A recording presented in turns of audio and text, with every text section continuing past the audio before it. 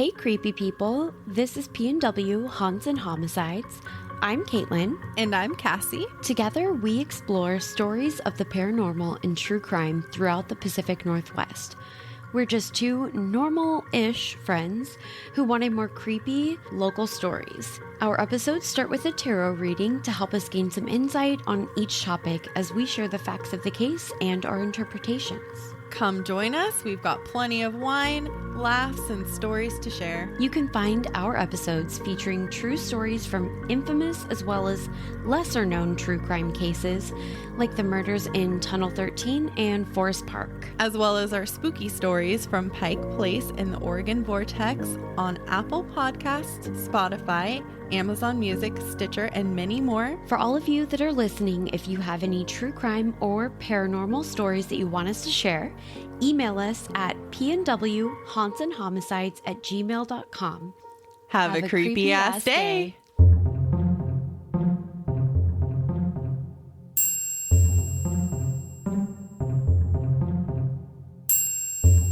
On this episode of Common Mystics, we are taken in by the controversial figure of a respectable man turned brigand in the early history of the American West. I'm Jennifer James. I'm Jill Stanley. We're psychics. We're sisters. We are common mystics. We find extraordinary stories in ordinary places. And today we have a story for you out of Natchez, Mississippi. This is very controversial even for us. We were going back and forth. You hate this man, so let's just get right into it. I don't like this man at all. It's true. We were driving north out of Louisiana, headed home to the Midwest when we were passing through Mississippi. We sure were, Jill. Can you remind everyone of our intention? Absolutely. It was, as it always is, to find a verifiable story previously unknown to us that gives voice to the voiceless. That's right. And as we were driving north, we were passing through the city of Natchez. And what were we feeling? First of all, we had to stop at Natchez. It was like reverberating energy. It is a very special place. Totally. What were the vibes you were picking up on the car? Honestly, you were feeling most of the vibes on this one. That's true. Because there was a lot. We were both feeling the sense of community. Family connections as well as community. Right. And then there was the idea of a crossroads or a highway that was important. Absolutely. And we were feeling the feeling of being under attack, similar to that ambush feeling we were picking up on in Salt Lake. Yes, but specific for travelers. Very Attack on true. Travelers. Yes, that was a little bit of a different feeling. Absolutely. The feeling of being left for dead. Yes, like ambushed and left behind. Yes, like left in the road to die. Right, for the animals exactly. to pick at your body. Just saying. But also, you had a very specific sense for women in particular. Yes. Tell me about that. It was giving me the sense of false modesty, as if a woman was kind of, God, help me here. Pretending to be something she wasn't. Exactly. Not like as far as a disguise, but definitely like giving a vibe, wanting them to be perceived in a certain way. Yes. And the inability to blend into a community or a crowd, like you were sticking out like a sore thumb constantly. It kind of went with that whole sense of community and then this kind of conflict energy of standing out. So you have the community and then you have this sense of standing out of the community. That's right. Very true. Yeah. So of course, none of this made any sense to us. It never does. But we stopped at Natchez because it is pretty crazy energetically. So much going on. Can you tell me a little bit about the history? Yeah. So Natchez is on the Mississippi River in the modern day state of Mississippi. And even before it was settled by Europeans, the city was the home to the Natchez Native Americans.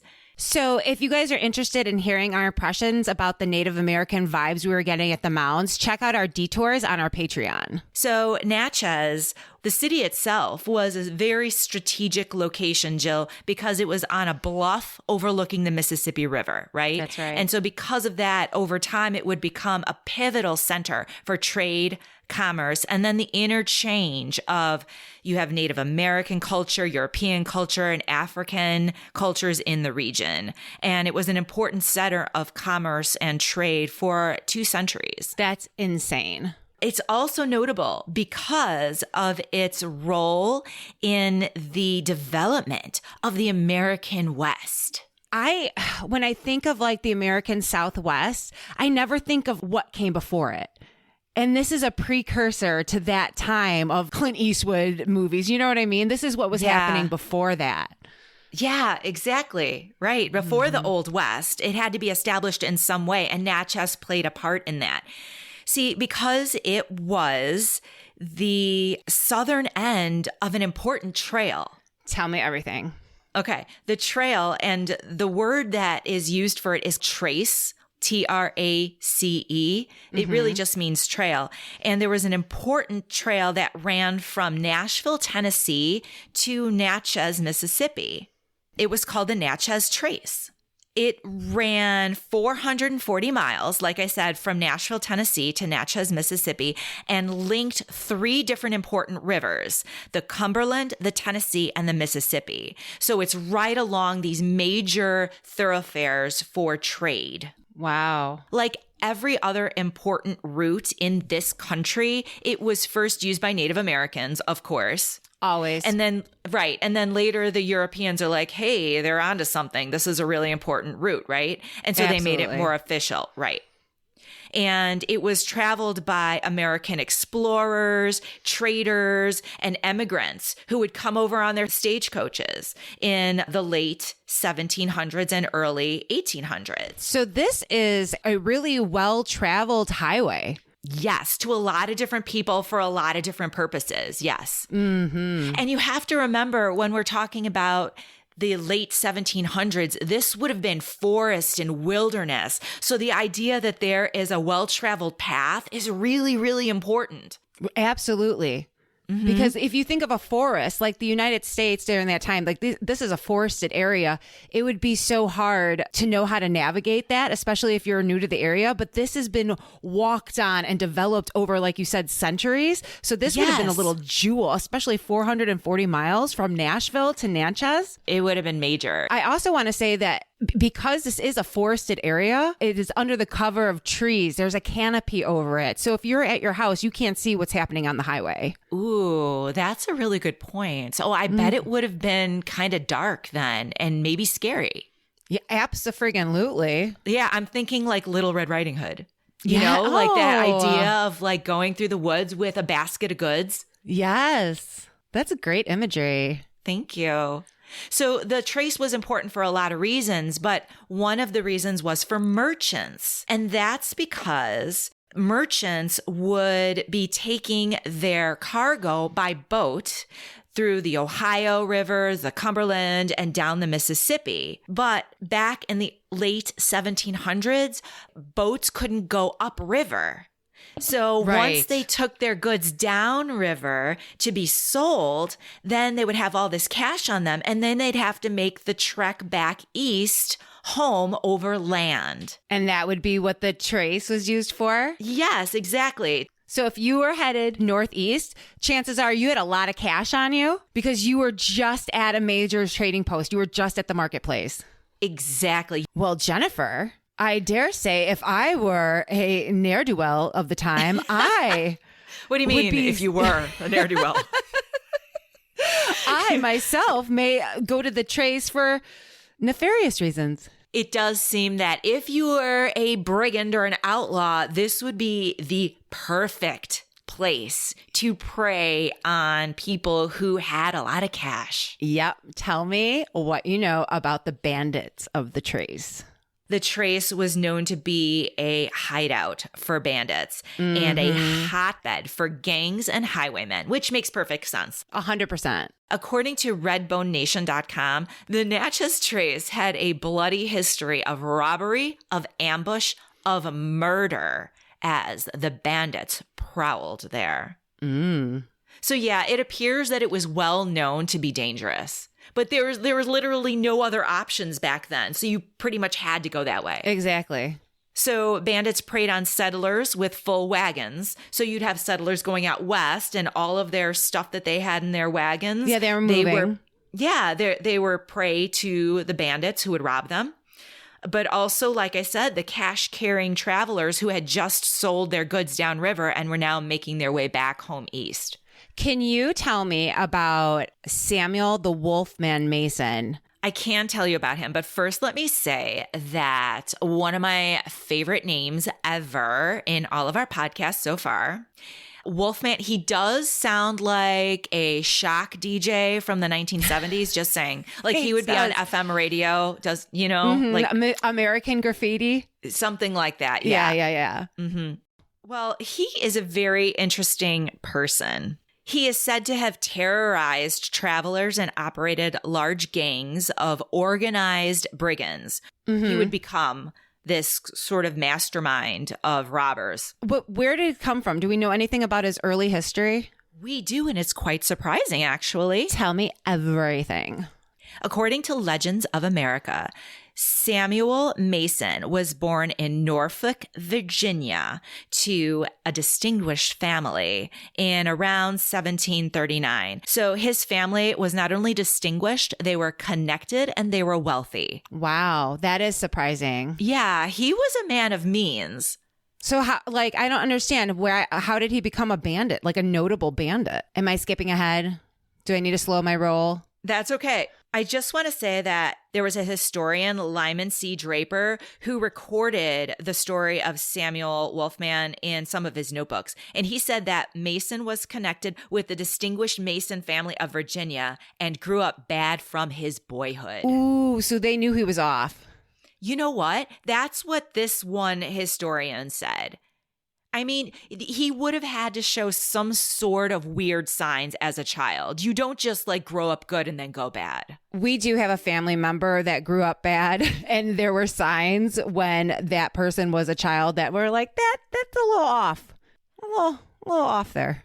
Anyway, that's the only thing I could find from his childhood. But Samuel Mason was married in about 1767 to Rosanna Dorsey, and they would have a lot of children. Depending on the sources, we're not sure how many, but between 8 and 10 children. That is a lot of children. Oof. They had quite the clan. Ooh, that's a good way to put it. More on that later. But he was a war hero. During the American Revolution, he actually became an honored captain of the Ohio County Militia. Okay. He had a notable event happen in the summer of 1777. What happened? So our man, Samuel Mason, is out and he's part of the militia and he is hunting the Native Americans. I want to call him Wolfie. Go ahead. Wolfie. So Wolfie, just kidding, Samuel Mason is hunting Native Americans, and there is a fort called Fort Henry. And the guys in charge are like, okay, we know that the natives are in cahoots with the British. We need to bring more forces to Fort Henry. So they send Mason in his militia. He's hunting natives anyway. That's right, exactly. So according to the Outlaws of Cave and Rock, historical accounts of the famous highwaymen and river pirates by Otto A. Rothert, there were 400 Native Americans that were laying in hiding in cornfields near Fort Henry. If he was looking for natives, he found them. He sure did. But only 6 of the men were out in the open on the road to the fort. So Mason hears, hey, there's 6 natives out on the road. He takes it upon himself to proceed with 14 men to attack the 6 natives. Those are pretty good odds. Yeah. But he arrives and then he discovers that he'd actually been trapped by several hundred natives who are hiding in the cornfields.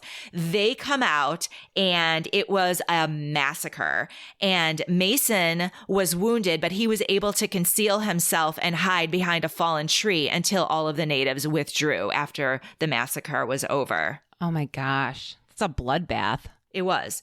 And I think at the time they were like, oh, it's an act of bravery. But looking back, historians are like, yeah, no, it was foolish. It was too daring, and it would show later on that he had more confidence than he had sense. And he had this sense of, I'm not going to fail. Yeah, I'm a Mason. My family's like notable. Right. I'm a person of importance. There's no way I could fail.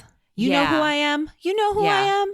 So I just think that whole situation is really interesting to the arc of his character. Okay, so what happened after the war? He's a veteran. He's putting his feet up. He survived. He survived, and it took him 2 years to recover from the wounds of the massacre at Fort Henry. At least he recovered, though. He did. In 1779, he moves his family to Washington County, Pennsylvania. He buys a 500-acre farm, and he appears to settle down. He was actually elected Justice of the Peace. Okay. Yeah, and he was a judge. So it looks like he establishes himself as a distinguished, contributing member of society. What can go wrong? However, it was also said that he was struggling financially, had become deeply in debt. He did have 8 to 10 kids living outside. I mean, that's easy to do when you have a big family. And there are accusations during this period that he was a thief. Do you know of any examples of what happened during this period? There is one story that I heard that he was selling fraudulent land contracts to people looking to settle in the area. So like he was like, hey, there's this land over here and here's the paperwork for it. Go ahead and sign, give him the money. And then would like, it wasn't his land to sell. It was just completely bogus. And he was a man who would have had some prestige at this point. Yeah, he's the judge. Right. So after these accusations, he moved his family out. Yeah. He decided to move. He picked up and his family moves to Kentucky now. Just a side note, the people that had debts that Samuel owed sent someone to find Samuel and to bring him back to pay for the debts, and they couldn't find him. But like they really? Legit send someone. They were like, hey, man, you can't just leave with all the the stuff that you owe us. Oh. I know. So they pursued him but never found him. Yeah, they say they never found them. I would argue if someone sent me to go find the Wolfman, I would be like, no, I couldn't find him. I don't know where he is. It sounds like he just went into hiding after that. Definitely living outside of society at this point.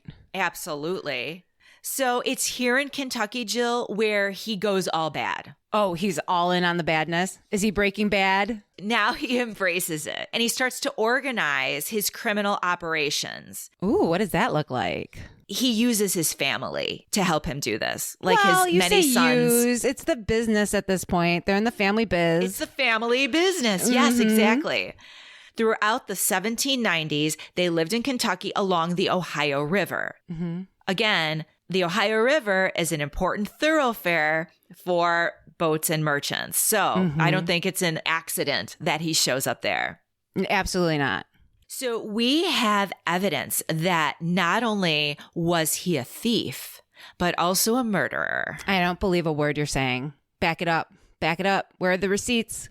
The first time that we have some evidence of him murdering someone, it's actually his son-in-law. Shut I'm not even kidding. I'm not even kidding. This is like a Tony Soprano type deal here. Stop it right now.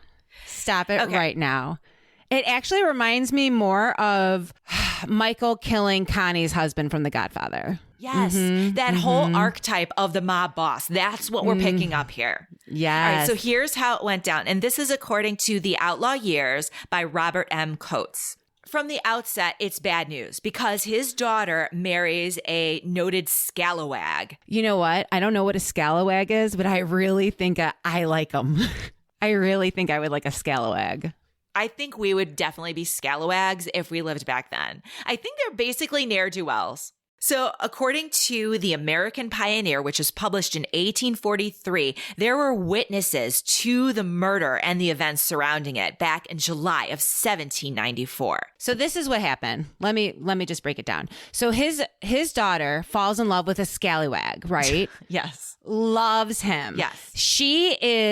She's bringing him around the house, hiding him from her father, like in her petticoat straight up. Like she would be like, I'm in for the evening, parents, and then walk upstairs with him underneath her petticoat, right? Yes, that's true.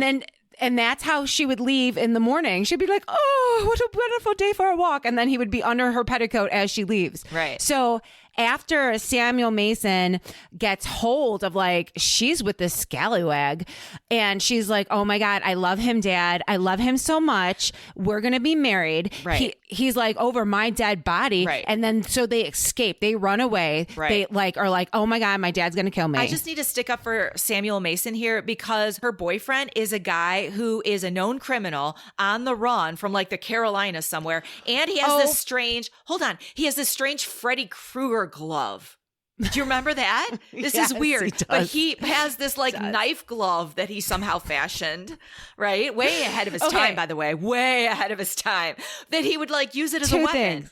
Hello, pot. My name is Kettle. Number one. Number two, they always say that a daughter marries their father. So who are we blaming here, Wolfie? Who are we blaming here? He was a really bad guy. So continue. I mean, so she's the claw glove is pretty ingenious for the time and frightening. Right? Yeah. Anyway, so she leaves with Claw. She's marrying him. She eloped. She's like, we can never go back because my dad's going to kill both of us if we go back.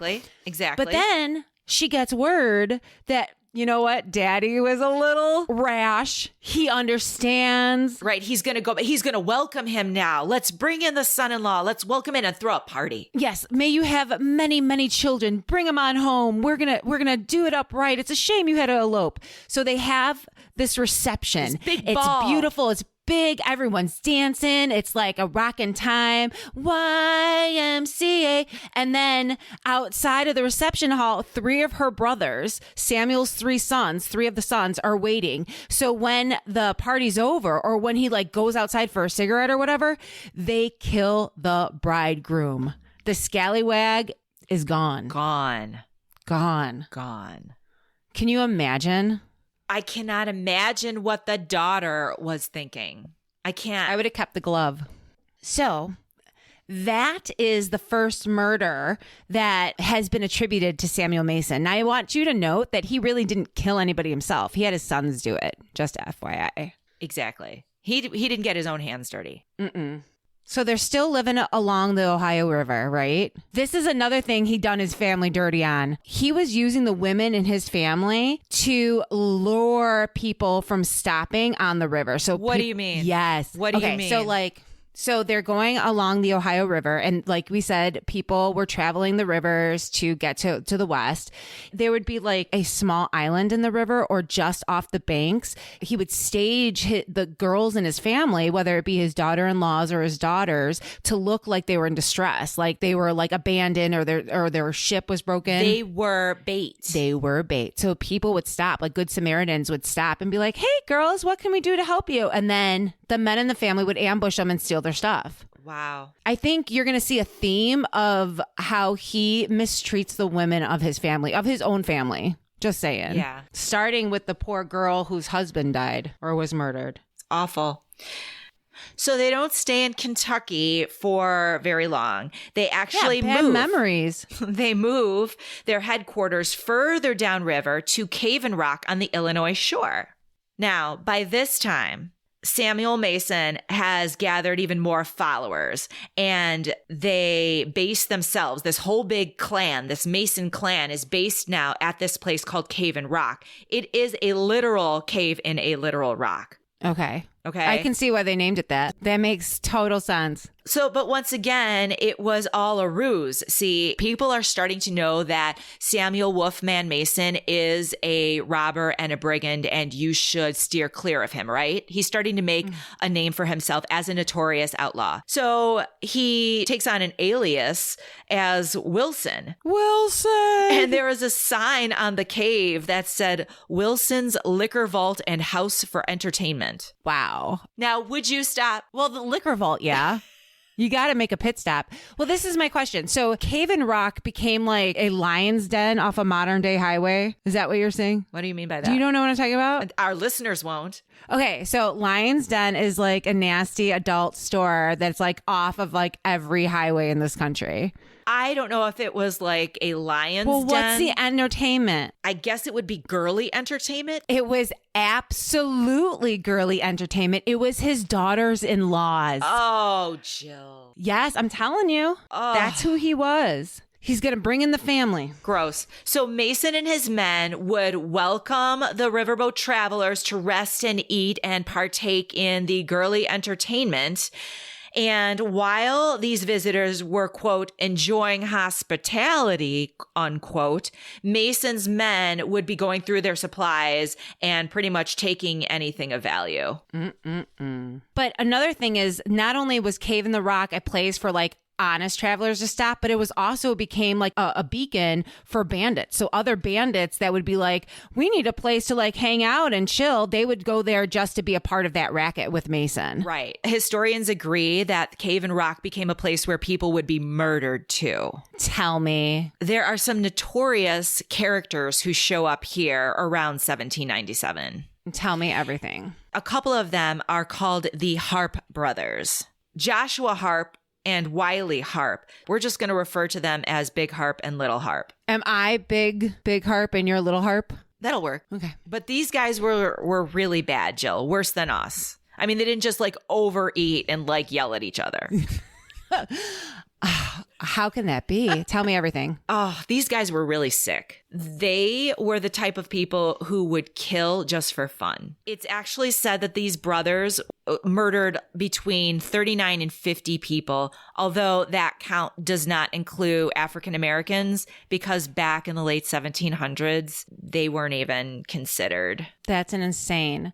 Like, as we're talking, I'm getting the picture of Clockwork Orange, Texas Chainsaw Massacre, just like off your rocket killing for entertainment. Exactly. Like total sadists. Whereas Samuel Mason and his gang, he thought of himself as a brigand for profit. He didn't kill people for fun. And so these guys really, really offended his sense of respectability. I know it seems crazy even to say that, but apparently there was an incident where the Harp brothers tied someone to a horse naked, blindfolded him, and ran the horse off a cliff. And we're like laughing about it. Like this was what they did for fun. And it was that point where Samuel said, you know what?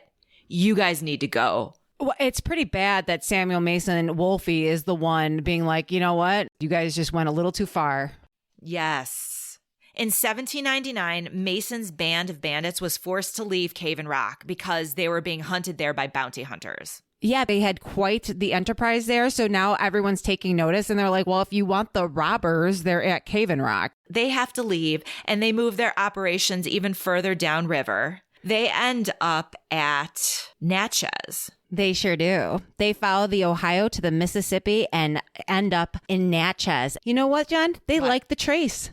They're digging the trace. Well, sure. Easy pickings. Easy pickings, because we already talked about how a lot of people would be on the trace right after they had sold their goods downriver. But let me tell you something else, though. Living that close to high society in Natchez, Mason wanted to kind of whitewash who he was and to rejoin society. So being that close to like a hub, like because before he's in Cave in Rock, he's like in the wilderness of Kentucky. But Right. This is like a place where he can reestablish himself. That's what he thinks. Good point, because like we said earlier, Natchez is one of the oldest settlements on the Mississippi, if not the oldest. So there is actually society and culture in Natchez. So he's sick of living on like in the wilderness. He wants to rejoin society. Mason wants to clean up his image, legitimize himself, hobnob with the quality people of Natchez. Mm-hmm. And it was working for a little while, but then Mason was recognized. Shut up. He was recognized as the scoundrel that robbed Baker.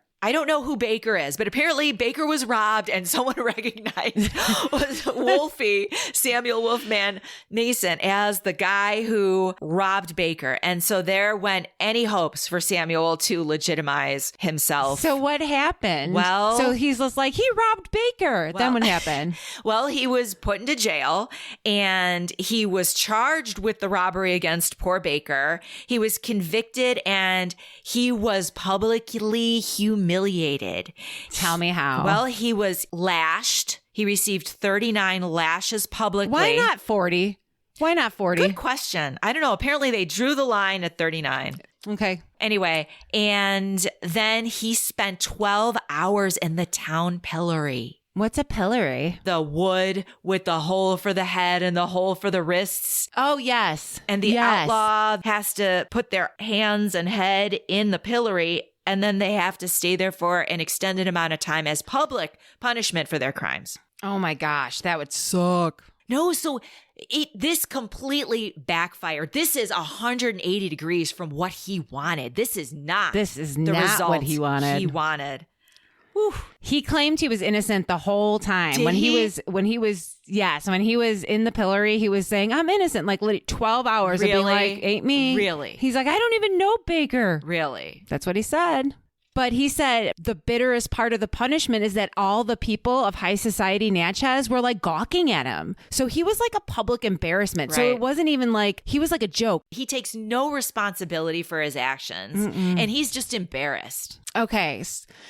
I hate to bring him up again, but what's going on with the harps at the time? Because now this is all happening with Samuel Mason. Right. Those crazy lunatic harps are on the loose. What's going on? After the Mason gang found themselves unable to stomach the brothers' cruelty and forced them to leave the shelter of Cave in the Rock, they recrossed the Ohio River and were in Tennessee for a time. There is said to have been several more murders. This is really graphic. So if you are squeamish or really sensitive to content, this would be a time to fast forward because Jennifer is going to describe horrible things. Yes. So the Harp brothers committed terrible murders of men, boys, women, infants. In one case, they butchered an entire family in their sleep. Their methods included disemboweling people still alive, smashing infants' skulls against a tree, Oh, God. and cutting the throat of another infant whose crying disturbed Big Harp sleep. Horrible to contemplate. By late summer of 1799, the Harps' killing spree had prompted the formation of a posse who then found them and captured them. Yeah, it was the family members of some of the victims. Little Harp escaped, but his brother was wounded by a rifle shot before being felled with a tomahawk. Big Harp remained alive, although grievously injured, and he ended up confessing to more than 20 murders. He did express some regret over the murder of one of the infants before his captor, also the father of one of the infants, beheaded him. He just couldn't hear it anymore. He couldn't hear it. And he was just like, enough, I can't do this. Who could blame him? Mm-mm. He cut off his head and placed it on a pike, and it was displayed at a crossroads. The site today is marked with a historical marker, and the section of highway where it was displayed is known as Harp's Head Road. Okay, this is the second time that I'm hearing that we had used pikes. Why are you saying to we? display? You and I have never, I'm going to go That's true. on record and saying that Jill and I have never displayed anyone's head on a pike. That's true. But in American history, this is the second time I heard of Americans displaying heads on pikes. That is just crazy. And you know what? This guy, of course, he was an MFer. He deserved his head on a pike. I can see that. But it is a little grisly and gruesome for me. I don't want to be traveling and then have a head on a pike. You know what I mean? Just saying. It's just distracting. You have to keep your eyes on the road. Exactly. And then you're turning around like, did I know him? Who is that? Who's the unlucky SOB? Little Harp, however, did escape and once again got out of Kentucky and fled to the Illinois Territory. Interestingly, he got back to Sam Mason's gang and joined his pirates and thieves. How did that happen? Well, let me just tell you, remember that pillory incident that happened in Natchez?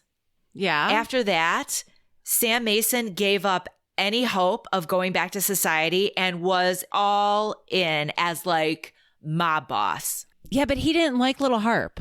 He didn't like Little Harp. Little Harp convinced him that it was his brother. See, it was all his older brother's idea, all that brutality. You know what? It wasn't his fault. 100%. 100%. See, you can't You know how they trust you know how the older younger sibling, siblings. You can't trust younger siblings. They really? blame Is that the- everything that- on is the that- they blame everything on that- the older sibling. it has nothing to do with the older siblings' behavior and being domineering and controlling. We'll see what happens next, Jill, to Little Harp. So he allows him to join. Now we have Little Harp joining back with Samuel's gang, and Samuel is all in outlaw now. Now he's big. double downing. He is double downing his outlawness. He is just going 110% badass. What is happening? According to Robert Coates, the author of The Outlaw Years, The History of Land Pirates of the Natchez Trace, Samuel developed a new wild kind of audacity and blatant vengefulness. He began to placard his crimes. In other words, after someone was murdered, his name would be scrawled with the blood of his victims. Mason, it would read. Jesus. In 1802, the new governor of the Mississippi Territory, William Claiborne, wrote to the Spanish governor general in the province of Louisiana. So his counterpart in the Spanish territory. Right. We're looking at part of this territory being owned by Spain at this time. And he's all like, okay, we have a problem with robbers and brigands and murderers, right? It is a real problem, not only to the United States and United States citizens, but Spain, this is your problem too. So, Right. Because people going to your territory are also using these rivers and the land. So he asked for help. He's like, hey, Spain, let's capture these outlaws. So you have like a international pursuit of Sam Mason and his gang, which is now not just his family Not anymore. just his it grew family. exponentially. Yes. So in the same year, 1802, Mason and Little Harp attempted to board the boat of Colonel Joshua Baker between Yazoo and Walnut Hills, now near Vicksburg, Mississippi. Another Baker. There's a lot of bakers. They're just targeting bakers now. That's not right. Wouldn't you change your name at this point? to the candlestick maker. Seriously. The governor responded by ordering 15 to 20 volunteers to track down Mason and his men at a reward of $2,000. That's a lot of money. Yes, that's a lot of money today. Mason's gang with Little Harp continued to raid passing travelers, and eventually, guess what? They were captured by Spanish authorities in Louisiana. Can I tell you? What? So the Spanish authorities rounds up Samuel, a couple of his sons, and Little Harp, okay? Yeah. And he's like, we're just a family that we're like looking to move into the Spanish territory. I have a passport and everything, like we're legit. But Little Harp had a bag of scalps. Get out of here. Swear. Oh, he And totally gave them away. The Spanish authority was like, okay, that's fine, but can you explain these for me? And then it was like, oh, sorry. It's okay. And I blame Mason because how are you going to trust Little Harp? Seriously. You know he's not right in the head. Exactly. You know he's not right in the head. And why are you collecting gall? Like, what is happening? Oh my. Little sicko. Okay, continue. Despite being captured by the Spanish, they were actually able to escape. They overpowered the Spanish troops guarding them. They escaped. Mason shot in the leg, and they scatter. Yeah. Harp is separated from Mason. And the rest of the family. They're like cockroaches in the light. Exactly. Now, the governor ups the reward for Samuel Mason. Now he's worth $2,500. They pursue him for 6 months, but they can't find him. No, he's a veteran. He knows these roads. In September in 1803, Little Harp and a friend, James Hayes, Or Mays, and the author of the book, The Outlaw Years, The History of Land Pirates on the Natchez Trace. yeah, What's his name? Coates. The only side note he says about James Hayes or Mays is that his sister is clubfoot.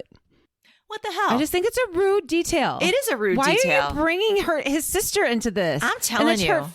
it's just like, really? The women in this story certainly need a voice. Check out our Patreon page, our detours. So Little Harp and James Hayes or Mays, depending on which source you're looking at, they start looking for Samuel Wolfman Mason to capture him. Stop it. Because now his head is worth $2,500. Well, that is a lot of money. I mean, that's not retirement money, but that's a lot of money. They find him in hiding in a swampy area just west of Natchez. They join him for dinner that night.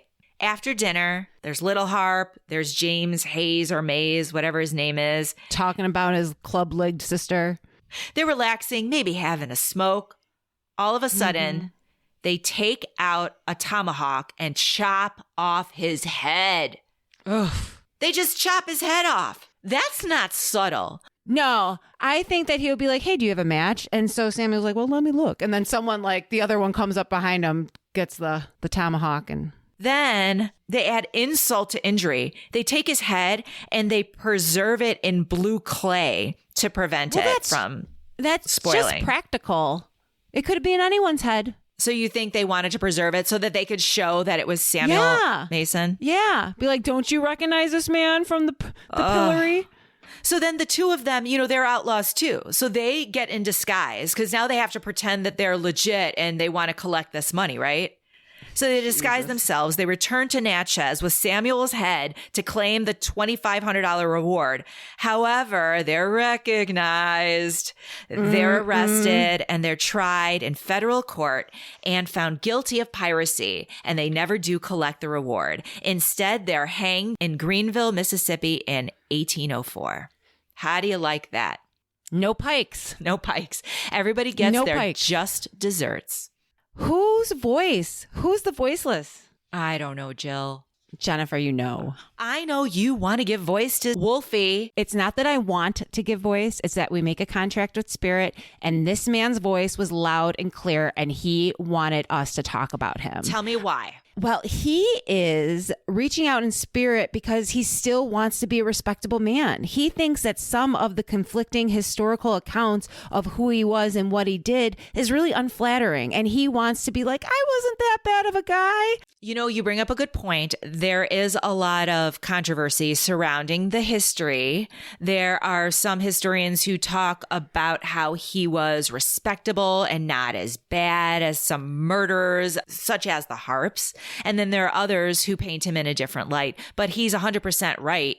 He is associated with murderers and robbers. So yeah, no, that's not legit. Absolutely. I think back to the wedding.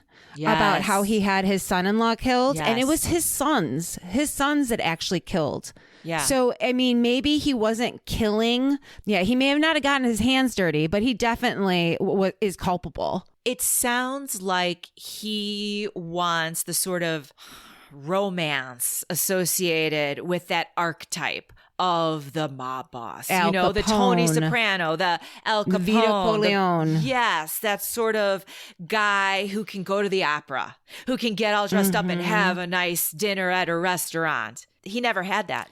Yeah, he's still trying to integrate into society. But instead, his name is forever associated with these low-class, nasty heart boys, right? Right. Well, and I think that's fair. I think that is a fair picture of him. But what do you think? Do you think he wants us to say that he really was a good guy? That he was wronged? Because we're not saying that. I absolutely really believe that his expectation of us doing a story with him being the voiceless is him saying, I'm not that bad. Think of me as like, just any powerful person. Really? Yes, absolutely. I think that what is interesting about it is we look at the implications of Samuel speaking to us in spirit, right? Right. What does it tell us that this man wanted a voice? And he's clearly, at best a criminal, at worst a vicious murderer. What does that say? I think it says that when you communicate with spirit, you can't always take it at face value. And you really don't know who you're communicating with, number one, but secondly, you don't know if they're credible. Is their voice a credible voice? Because like you said, at first, you were kind of believing him and you had to do a deep dive into some of these historical documents to be like, wait a minute, this guy is not the way he's portraying himself in spirit. Mm-hmm. I don't like him at all. I don't like his energy. I don't believe him, and I didn't want to give him a voice. But here we are. Well, I think it's a good metaphor for life itself. Like, no matter what energy you're communicating with, whether alive or dead, you have to have some discernment. Like, what are they trying to communicate? Right? Is it honest? Exactly. Is it honest? Yeah, I like it. You do? I do. Do you like the story better? I think it's an interesting story. I'm glad we're not saying what he wants us to say. That gives me some sense of satisfaction. Mm-hmm. Did we dupe them? So let's go over our hits. Please. That idea of a strong sense of community and culture, but also inability to blend into it, sticking out. It's so much the culture of Natchez, the family, his family unit that was following him around. Mm-hmm. Yeah. And the feeling of a crossroads or a highway. I mean, the trace for sure. 100%. Mm-hmm. The attack on travelers. Do we need to insult our listeners? Oh my gosh.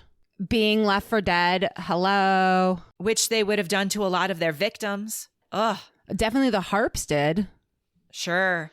Family connections and or units. His posse was originally his family unit. All his family, just his family. And then the false modesty of the women pretending to be something they're not. Those women, first of all, the women that they were the bait on the highway, the women that were the entertainment. Ugh, yes. Jennifer. Yes. I really do think the point of this story, big picture, is to really, really recognize how you feel about something, or even know it seems clear if something feels off. So just use that discernment, really, whether it be, like I said, colleague, just who are you dealing with and why are you feeling the way that we feel? Because it originally, it felt like a open and shut case. Like, this guy wasn't so bad. Right. But it turns out he may have been. And not only that, he's still holding on to this legacy in this life. Right. So what does that mean? Meet us at Detours to continue the conversation. All right, Jill, tell the people where they can find us. Check out our website, commonmystics.net. Find us on Facebook, Instagram, and Twitter. Listen in wherever you're listening to your favorite podcast. But if you happen to be listening on Apple, please leave us a positive review so other people can find us. Thank you so much, guys. Thank you. Good night.